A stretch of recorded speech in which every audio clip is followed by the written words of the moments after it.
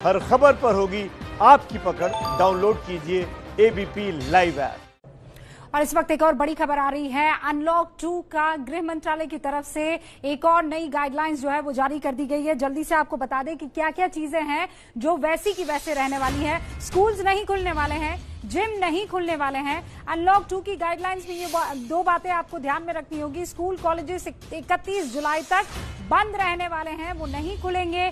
Unlock 2 की guidelines में ये भी कहा गया है कि अब जो रात का कर्फ्यू था उसमें थोड़ा रिलैक्सेशन दे दिया गया है। 10 बजे से शुरुआत होगी नाइट कर्फ्यू की और वो सुबह 5 बजे तक रहेगा। ये भी जानकारी दी जा रही है कि कंटेनमेंट जोन के बाहर कुछ और एक्टिविटीज को बढ़ा दिया जाएगा। अनलॉक 2 की गाइडलाइंस जो जारी की गई है वो सिलसिलेवार तरीके से आपको बता दें। स्कूल और कॉलेजेस तो 31 जुलाई तक बंद रहने वाले हैं। ओम प्रकाश तिवारी मेरे सहयोगी जुड़ चुके हैं, जरा उनका रुख करते हैं। ओम प्रकाश, और क्या क्या है गाइडलाइंस में? देखिए, इस गाइडलाइंस में साफ तौर पर यह बताया गया रुद्रा कि बहुत कुछ चेंज नहीं है। जो पिछले हालात थे उनसे बहुत कुछ चेंज नहीं है। और जो कर्फ्यू का टाइम है, नाइट कर्फ्यू का, उसके अंदर थोड़ा रिलैक्स किया गया है। कर्फ्यू जो है 10 बजे से 5 बजे सुबह तक जारी रहेगा, ये नई गाइडलाइन के मुताबिक।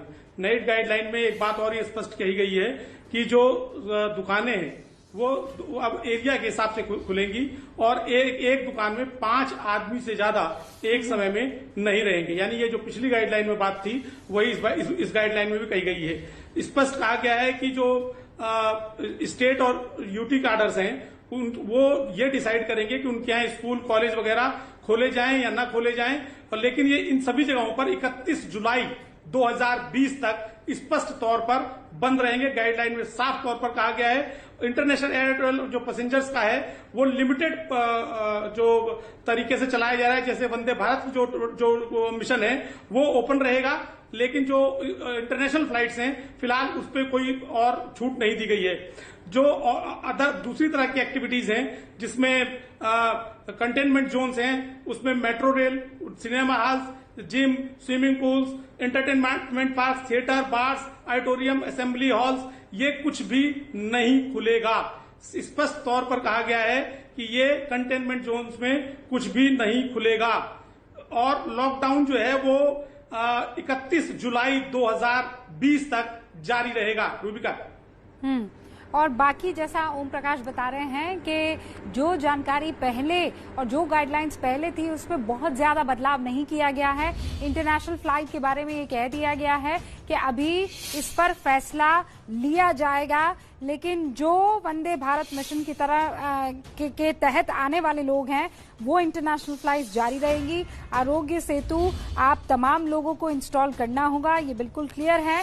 और ये जो नई गाइडलाइंस बनी है ये गृह मंत्रालय की तरफ से कहा गया है कि तमाम स्टेट गवर्नमेंट और यूटीज की तरफ से अच्छी खासी एक जिसे कहते हैं ना कि एक प्लेटफॉर्म पर रीच किए कि बताइए आपके यहाँ किस चीज को खुला रखना है और आपके यहाँ किस चीज को बंद करना है।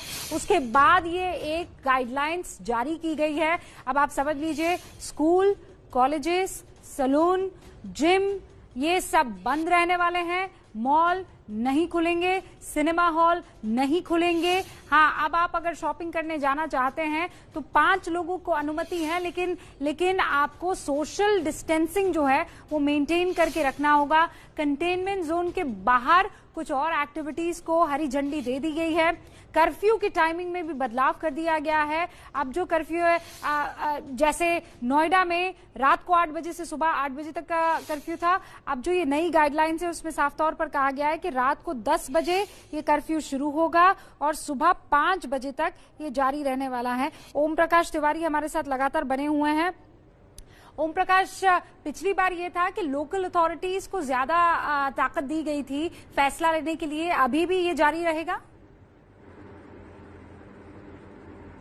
देखिए, जो बहुत ही स्पष्ट इस लॉकडाउन में बताया, इस लॉकडाउन अनलॉक 2 में बताया गया है कि अंतर्राष्ट्रीय स्तर पर एक स्टेट से दूसरे स्टेट में जाने के लिए किसी तरह की कोई परमिशन, कोई अप्रूवल, किसी ई परमिट की जरूरत नहीं होगी।